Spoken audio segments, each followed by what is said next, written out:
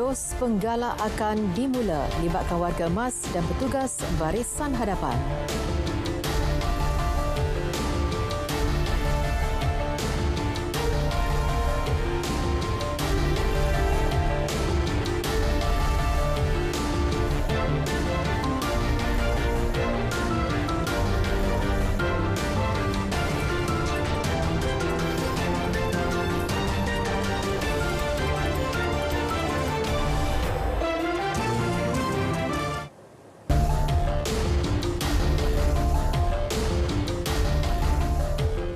Assalamualaikum dan salam sejahtera saudara. Anda bersama saya Nurul Alis, Adil Akhbar untuk laporan berita tengah malam ini.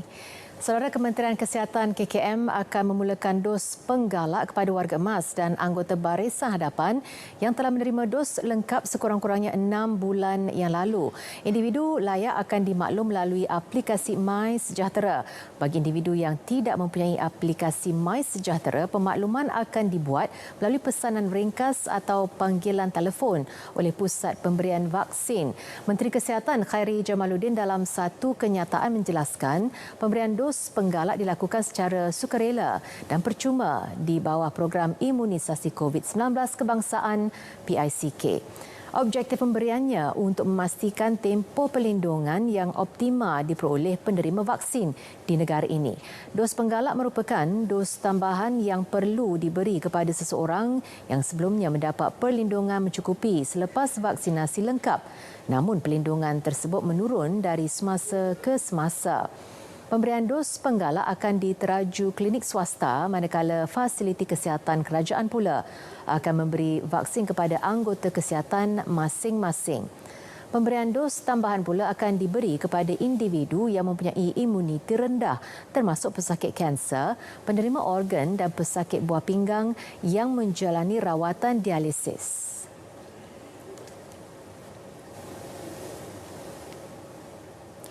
Sarawak pula hari ini memulakan pemberian dos ketiga dan dos penggalak COVID-19 kepada lebih 122,000 individu. Daripada jumlah itu, hampir 12,000 dos ketiga diberi kepada individu mempunyai sistem ketahanan badan yang lemah akibat penyakit atau rawatan perubatan. Dos penggalak pula disuntik kepada lebih 80,000 warga emas berusia lebih 60 tahun dan kira-kira 30,000 petugas barisan hadapan perubatan. Jelas Timbalan Pengarah Kesihatan Sarawak, Dr. Rosmawati Arifin, pemberian dos berkenaan tidak bermakna vaksin yang sudah diberi sebelum ini tidak memberi kesan perlindungan klinikal seperti dikehendaki. Sebaliknya bertujuan memberi perlindungan tambahan atau merangsang sistem imun untuk melawan jangkitan COVID-19. Kedua-dua dos menggunakan vaksin Pfizer. Suntikan boleh didapati di klinik kesihatan kerajaan terpilih termasuk hospital dan klinik swasta. Senarai nama klinik berkenaan akan dimaklumkan kepada orang ramai dari semasa ke semasa untuk memudahkan proses janji temu. Bermula esok, rentas daerah di seluruh Sabah dibenarkan. Manakala kebenaran rentas negeri bermula 1 November ini. Keputusan dibuat selepas kerajaan negeri berpuas hati dengan laporan vaksinasi lengkap negeri berkenaan oleh Badan Bertindak Imunisasi COVID-19 yang melebihi 70% setakat Isnin lalu. Ketua Menteri Datuk Seri Haji Jinor dalam kenyataan memaklumkan bagi rentas daerah kebenaran hanya diberi kepada individu yang telah lengkap divaksin dan remaja berumur 12 hingga 18 tahun yang sudah menerima sekurang-kurangnya 1 dos vaksin. Manakala kanak-kanak di bawah 12 tahun pula perlu ditemani ibu bapa yang telah lengkap vaksinasi. Bagi kebenaran rentas negeri, kemasukan ke Sabah meliputi lawatan sosial dan pelancongan dibenarkan dengan syarat sama seperti kebenaran rentas daerah. Bagaimanapun, individu terlibat perlu menjalani ujian COVID-19 RT-PCR atau RTK antibody dalam tempoh 3 hari sebelum perjalanan. Sementara itu, setakat semalam, Malaysia mencatat 90.6% populasi dewasa atau 21.22 juta individu lengkap menerima dos vaksinasi COVID-19. Kita ikuti data harian dan kumulatif vaksinasi mengikut negeri.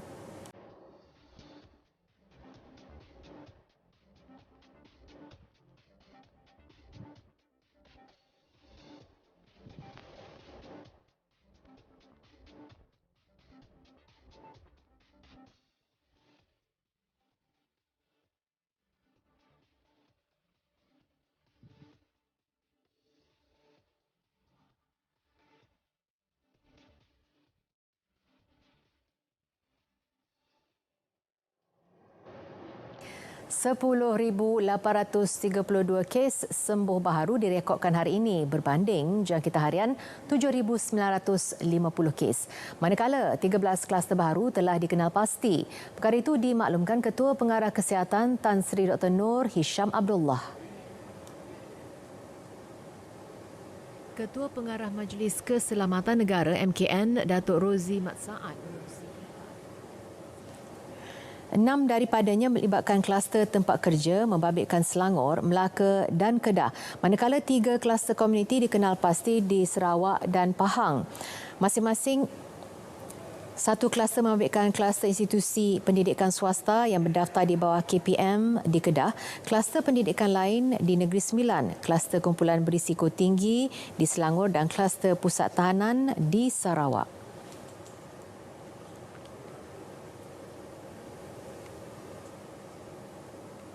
Perintah Kawalan Pergerakan diperketatkan PKPD di Ladang Bera Selatan 5 dan 7 di Bera, Pahang ditamatkan esok. PKPD di 2 lokaliti itu yang dijadualkan berakhir 19 Oktober ini ditamatkan 5 hari lebih awal. Ketua Pengarah Majlis Keselamatan Negara MKN Datuk Rozi Mat Saad menerusi kenyataan media menjelaskan penamatan berkenaan selepas meneliti pembentangan oleh Kementerian Kesihatan KKM mengenai situasi semasa di 2 lokaliti terbabit. Dalam kenyataan sama, beliau memaklumkan tiada pelaksanaan atau lanjutan tempoh PKPD diumumkan hari ini.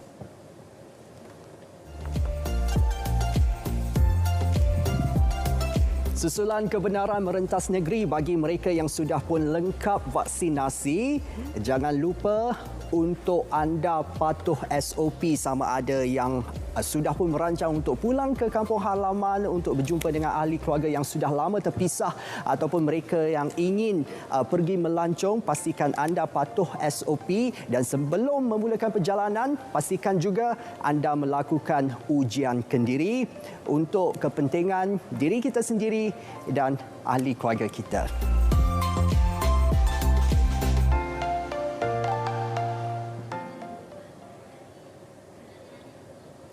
Bersua kembali. Saudara, di Terengganu, seorang kru produksi filem maut sementara 3 lagi parah selepas kenderaan dinaiki terbabas di kilometer 71 Jalan Kota Baru, Kuala Terengganu berhampiran Simpang 3 Kampung Saujana Setiu. Dalam kejadian satu suku tengah hari tadi, Muhammad Nur Syamril Abdul Malik, 27 tahun yang memandu kenderaan terbabit disahkan meninggal dunia di tempat kejadian. Menurut Ketua Polis Daerah Setiu, DSP Afandi Hussein, ketika kejadian mangsa bersama 3 rakan sekerja dalam perjalanan dari Kota Baru, Kelantan menghala ke Kuala Lumpur.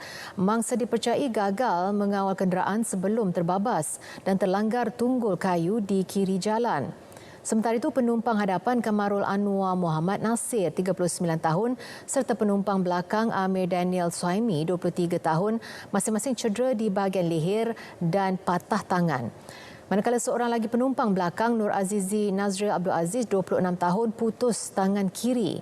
Kes disiasat mengikut Seksyen 41-1 Akta Pengangkutan Jalan 1987.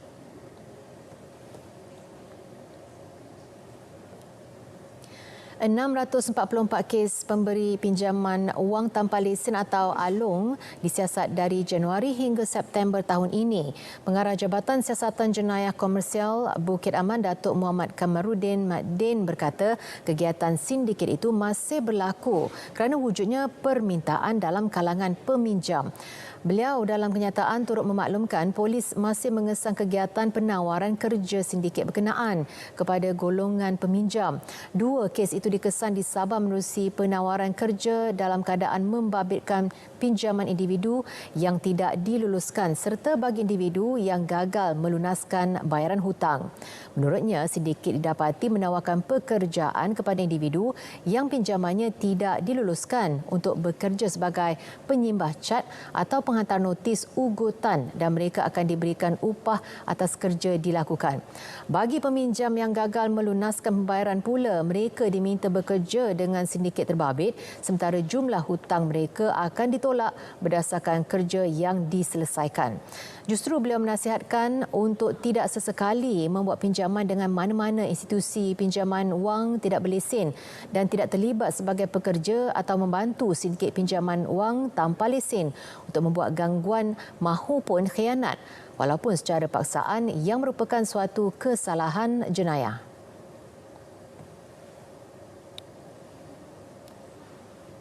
Cemburu kerana cinta tidak berbalas. Itu motif pembunuhan seorang wanita warga Thailand yang ditemui mati dalam longkang di tepi jalan Gua Musang, Kuala Berang minggu lalu.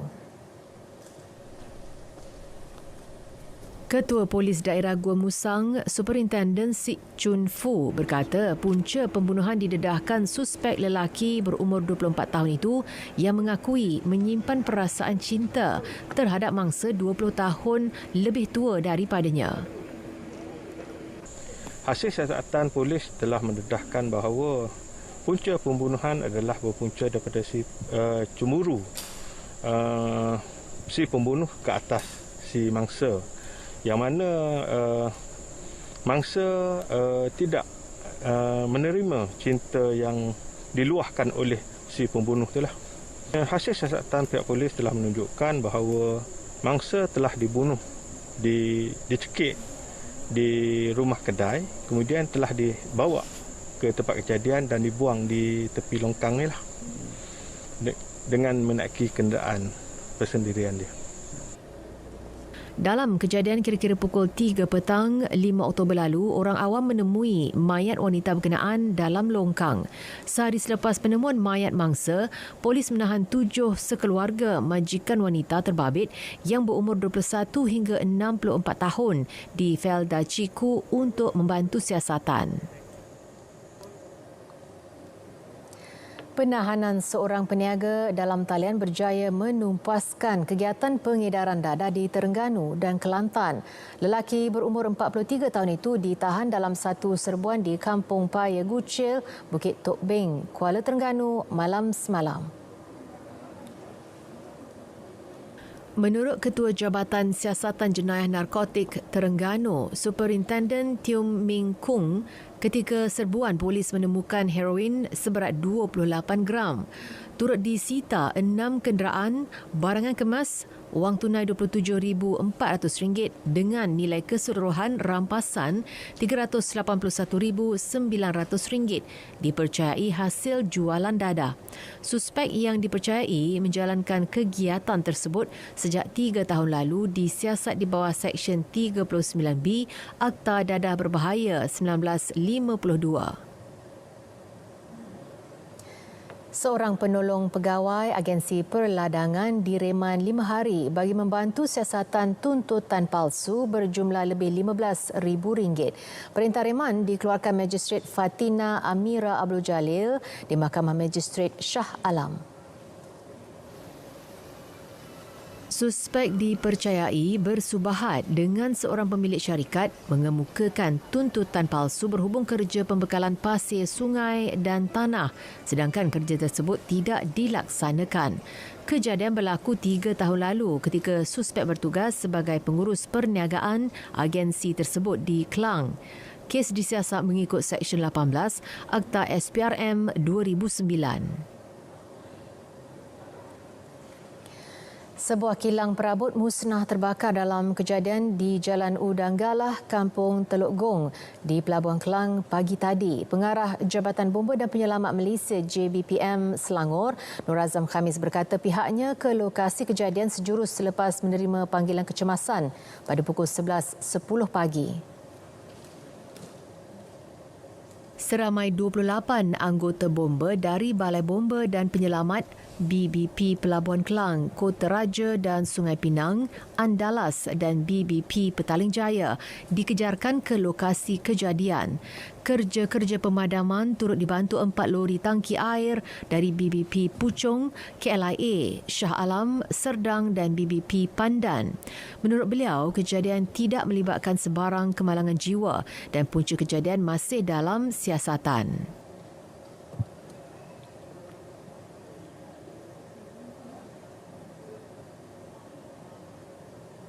Suruhanjaya Pilihan Raya SPR bakal mengadakan mesyuarat khas berkaitan urusan pilihan raya negeri PRN Melaka ke-15 pada 18 Oktober ini di Melaka. Ini disahkan setiausahanya Dato' Ikmalruddin Ishak menerusi satu kenyataan. Mesyuarat itu akan dipengerusikan Pengerusi SPR Dato' Abdul Ghani Saleh bagi membincangkan beberapa tarikh penting PRN itu. Ini termasuk tarikh writ pilihan raya, hari penamaan calon, hari pengundian, daftar pemilih serta persiapan lain bagi melaksanakan pilihan raya tersebut. 4 Oktober lalu, 4 Adun Melaka mengumumkan hilang kepercayaan dan menarik sokongan terhadap kepimpinan Ketua Menteri Datuk Seri Sulaiman Mat Ali sekaligus membawa kepada pembubaran DUN dan memberi laluan kepada PRN diadakan. Berdasarkan Fasal Kurungan 4 Perkara 19, Perlembagaan Negeri Melaka perlu mengadakan PRN dalam tempoh 60 hari dari tarikh pembubaran. Biro Penerangan UMNO sedia untuk berkempen dengan cara baru sekiranya pilihan raya negeri PRN Melaka dilaksanakan ketika negara masih berdepan dengan pandemik COVID-19. Ketua Penerangannya Syahril Sufian Hamdan berkata pihaknya perlu menyesuaikan diri dengan pelbagai kaedah ke arah digital dan saluran yang sesuai. Jadi saya bagi contoh secara berseluruh bahawa untuk kita melihat generasi muda ni lebih daripada saluran. Jadi jangan kita salah faham semata-mata kita pakai saluran betul kita boleh menang. Tidak, mereka lebih bijaksana daripada itu. Perlu isi dan hujah yang sesuai dengan pengamatan mereka. Tetapi salah satu komponen ialah saluran penyampaian itu mesti sesuai dengan generasinya. Beliau berkata demikian kepada pemberita selepas mengadakan perjumpaan bersama Jentera Asas Penerangan UMNO Negeri di Jalan Hang Tuah. Program pengurusan dan ketahanan keuangan URUS akan dilaksana oleh sektor perbankan dalam masa terdekat. Ini bertujuan membantu peminjam yang berada dalam kumpulan 50% terbawah atau B50. Perdana Menteri Datuk Seri Ismail Sabri Yaakob menerusi satu kenyataan memaklumkan URUS merupakan program sokongan bantuan bayaran balik pinjaman yang komprehensif dan akan ditawarkan kepada individu yang berpendapatan kasar kurang daripada RM5,880 sebulan. Kemudahan pengecualian faedah untuk 3 bulan pengurangan bayaran ansuran bagi tempoh sehingga 24 bulan termasuk pengurangan kadar faedah turut ditawarkan. Program URUS dirangka oleh sektor perbankan bersama-sama dengan Bank Negara serta agensi kaunseling dan pengurusan kredit.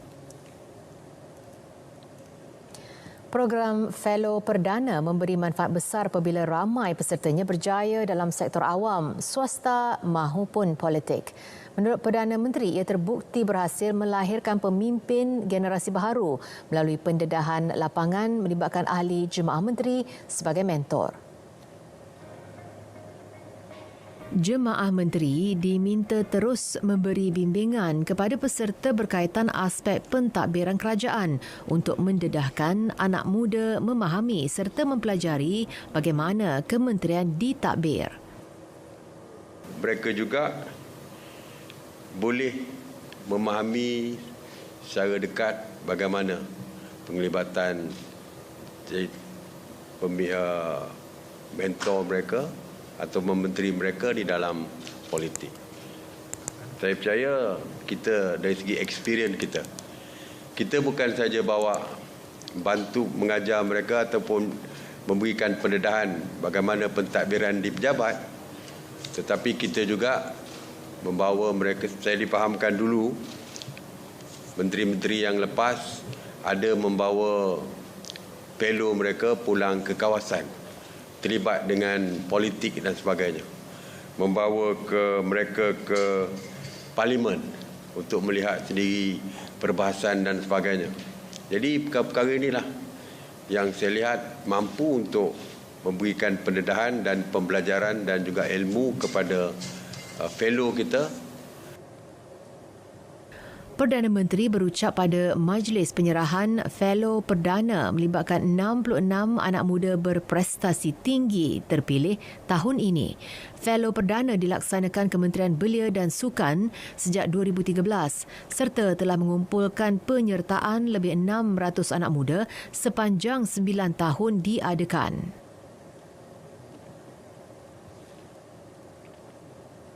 Sementara itu, peserta Fellow Perdana berharap penglibatan mereka dapat dimanfaat sepenuhnya dalam masa 3 bulan.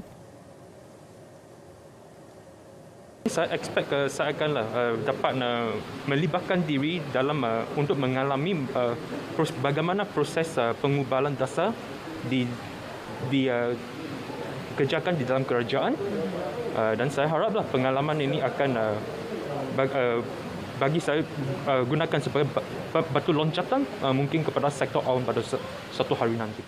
Dan untuk lebih mengenali tentang parlimen dan juga dasar-dasar yang dilaksanakan di kerajaan daripada basic, daripada awal sampai ke akhir yang disampaikan kepada rakyat. To learn about dasar-dasar belia, dasar-dasar gerak-gerik kerajaan untuk kementerian tersebut. Dan we're really looking forward for the next upcoming event iaitu Hari Belia Negara, and we're looking forward to contribute as much as we can.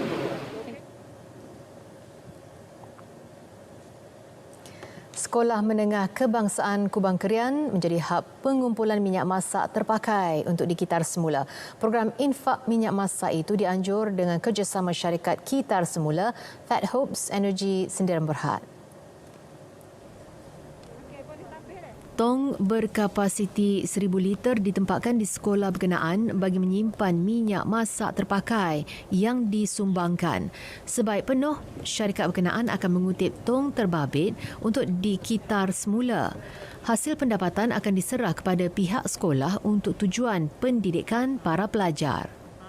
Jadi kempen kesedaran alam sekitar melalui infak minyak masak ini pastinya membantu melestarikan alam sekitar kerana kesedaran penggunaan pembuangan minyak masak ini perlu disebarluaskan kepada masyarakat sekitar bagi mendidik mereka untuk membuang minyak masak di saluran yang sepatutnya.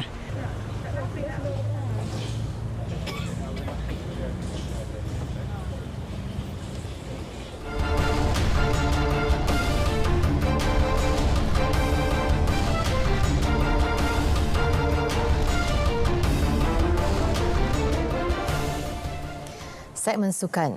Saudara, rata-rata pemain muda negara menganggap pengalaman beraksi di Piala Thomas banyak membantu mereka meningkatkan permainan berpasukan. Mereka yang diberi peluang beraksi buat pertama kali di Denmark turut mengakui kejohanan kali ini dilihat sebagai medan terbaik dalam mempersiapkan diri masing-masing menghadapi cabaran lebih besar pada masa akan datang. Bagi pemain beregu, Nur Izzuddin Rumsani, peluang bergandingan dengan pemenang pingat gangsa Sukan Olimpik Tokyo, So Woo Yik, dalam aksi bertemu Kanada semalam merupakan satu pengalaman berharga. Partner dengan dia ni banyak benda juga yang belajar kan. Macam taktikalnya. Lain-lain lah juga dengan partnership saya dengan partner saya, dengan So Woo Yik. Dia punya combination pun lain-lain, macam mana pukul sini tunggu sini tunggu macam strategi tu lah, lain-lain. Sementara bagi Chiam Jun Wei dan Ng Zi Yong, ia merupakan peluang untuk mereka membuktikan kepada jurulatih dan negara bahawa kehadiran di Piala Thomas adalah pertaruhan yang berbaloi.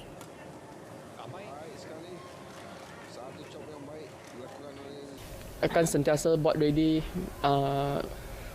untuk tim. Tak kisah coach akan letak siapa, tapi kalau saya ada chance masuk court, saya akan appreciate, saya akan buat yang terbaik. Sebab tamat eager sangat, sebab saya takut kalau eager sangat saya akan macam lebih nervous lah. So saya mau try relax hati saya, tapi nampak biasa tapi sama menang. Selain Lee Zijia, Leong Junhao, Aaron Chia dan So Woo Yik yang pernah beraksi dalam Piala Thomas sebelum ini, selebihnya baru pertama kali membuat penampilan dalam kejohanan berpasukan bertaraf dunia ini. Skuad negara yang telah pun layak ke suku akhir akan berdepan Jepun esok bagi penentuan juara dan naib juara kumpulan D. Konfederasi Hoki Malaysia MHC akan merangka satu perancangan yang rapi bagi memastikan ranking skuad senior hoki negara kekal dalam kelompok 10 terbaik dunia. Presidennya Datuk Seri Subhan Kamal berkata ranking skuad negara masih boleh diperbaiki lagi sekiranya skuad kendalian A. Arul Selvaraj itu terus mencatat keputusan positif dalam aksi persahabatan dan juga kejohanan antarabangsa. Kali terakhir Malaysia menduduki ranking ke-10 dunia adalah pada tahun 2003-2004. Menurut Datuk Seri Subhan, ketika ini skuad Speedy Tigers turut berpeluang memintas pasukan ranking ke-9 dunia, Spanyol, yang ketika ini hanya dibezakan dengan lebih 100 mata. We will also make sure that we will work as much as we can closely to strategize so that we do not fall down again. We believe that we will only move up ahead, and looking at Spain, which is only 5 points ahead of us, we also plan to do well in the Asian Champions Trophy to collect as many points as we can, and hopefully, if everything goes well, we try to be number 9 in the world soon. All right? Berdasarkan kedudukan ranking terkini, skuad negara merampas kedudukan itu daripada Kanada dengan mengumpul 1,427.11 mata, manakala Kanada jatuh di tangga ke-11 dengan 1,422.120 mata. Peningkatan ranking itu dicapai susulan skuad Speedy Tigers mencatat 4 kemenangan daripada 5 perlawanan ujian menentang Ireland dan Wales pada siri jelajah United Kingdom 2021.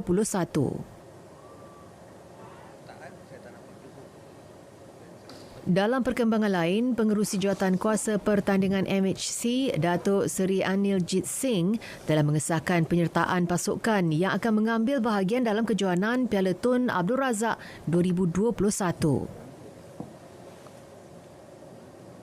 Kita telah dapat tim lelaki sebanyak 14 dan tim wanita sebanyak 12. Ini yang sudah dikenal pasti dan akan bermain untuk Razak Cup akan datang pada tanggal 10 November hingga 20 November tahun ini. Dalam senarai ini dikira jangka semua negeri ikut kecuali Johor. Johor tak ikut, di mana lelaki dan perempuan pun tak turut serta. Undian dan jadual pertandingan akan dimuktamadkan pada mesyuarat jawatankuasa pertandingan Ahad ini. Kejohanan Piala Tun Abdul Razak 2021 akan berlangsung di Stadium Hoki Nasional Bukit Jalil pada 10 hingga 20 November depan. Sementara bekas pemain hoki wanita negara Anand Kaur Harjal Singh telah dilantik sebagai Technical Delegate bagi kejohanan tersebut. Saudara, berita tengah malam berakhir di sini. Bagi anda yang ingin merentas negeri, pastikan anda lakukan ujian kendiri COVID-19 sebelum memulakan perjalanan. Jaga keselamatan diri dan ahli keluarga.